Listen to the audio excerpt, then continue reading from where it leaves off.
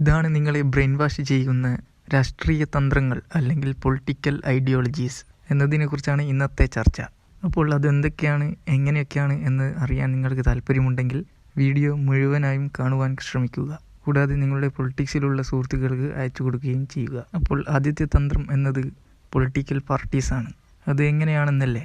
അതായത് ഇവിടെ ഇന്ത്യയിൽ ഒരുപാട് രാഷ്ട്രീയ പാർട്ടികളുണ്ട്. അതുകൊണ്ട് തന്നെ ഓരോ രാഷ്ട്രീയ പാർട്ടികൾക്കും ഓരോ ആശയങ്ങളും ഓരോ പ്രവർത്തനങ്ങളുമായിരിക്കും ഉണ്ടായിരിക്കുക.